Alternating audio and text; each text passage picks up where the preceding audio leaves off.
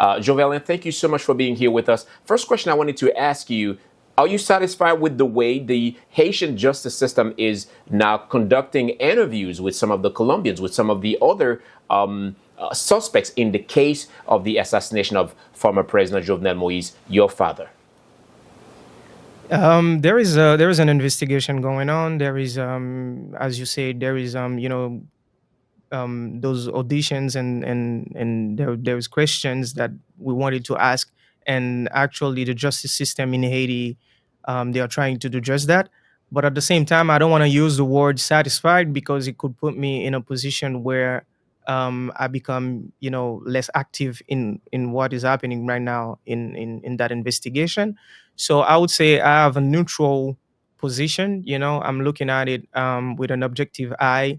I'm trying to understand exactly what is happening, taking all the information, and try with my team to make sure that the right questions are being asked and to the right people. So this is where I'm at right now in about that about that investigation.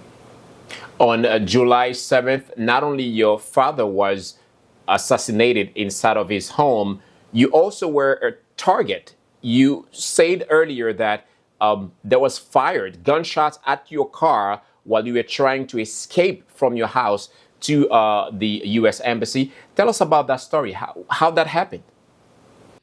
Yeah, basically, this is still a shock for me and my family because when that happened, when they fired gunshot on our car, and when we were on our way to the U.S. Embassy, we just learned like 20 minutes before that my father had been assassinated. So it was a shock. I was already in shock. I was already trying to process what had just happened, and this happened when we were on our way. Um, yeah, it is something that you're still trying to cope with it because I'm still asking myself why me, why they were trying to eliminate me and my whole family. At that time I had my daughter was 3 years old, so was a baby, and her mother had to put her feet on her, to put her down in the car so she didn't get As a shot. shield So to cover her. exactly. So this is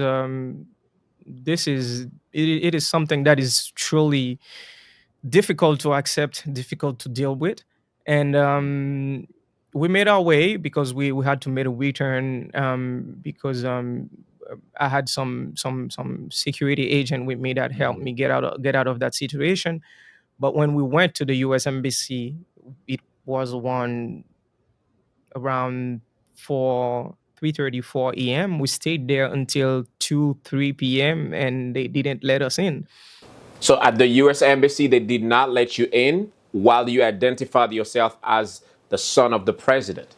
Yeah, I basically had a passport, a diplomatic passport, and what was writing on it, it was the son of the president of Haiti. So it cannot be clearer than that.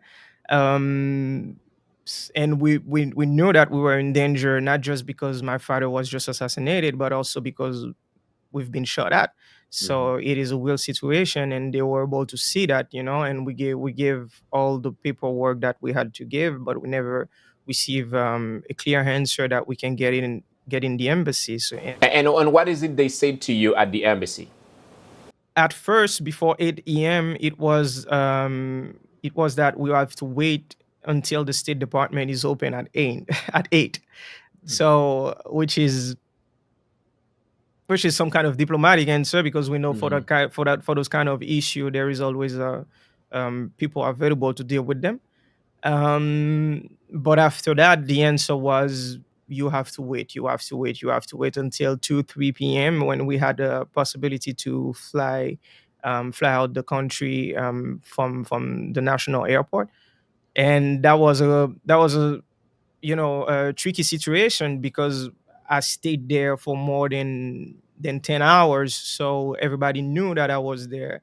And that was the real danger, move out from there. Everybody knew that where I was going or where I was. So, but we did it, we made it. And I decided to put my focus now on the fact that my father had been assassinated. But at the same time, I'm trying to to understand with my legal team what happened, why they shot at us. 4 years later, I know there is a case in the U.S., especially in Miami. There is also another case in Haiti. Do you feel 4 years later, all these suspects are being apprehended in the case of the murder of your father? Not at all. Not at all. I believe there is a lot of work to do. At the same time, I wanna point out the fact that there is some results. Um, if you take our history, the Asian history, it is a history of president being assassinated. There was a few of them, and if we start with the first one, with Jean-Jacques Dessalines, they didn't arrest anyone.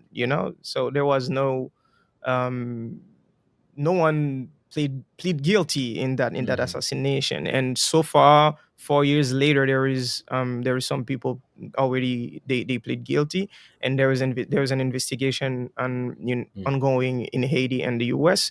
But as I told you, I don't want to say that I'm satisfied, but there is some kind of result. But at the same time, I believe personally there is a lot of work to do. There is a lot of questions that they need to ask to the right people. There's progress, but there's still much more to be done in the case. Thank you so much, Jovenel Moïse, for being here with us. I remind our viewers that you are the son of Jovenel Moïse. Joverlein Moïse was here with us to answer some few questions, not only in English, but also in Creole. Thank you for your time. Thank you.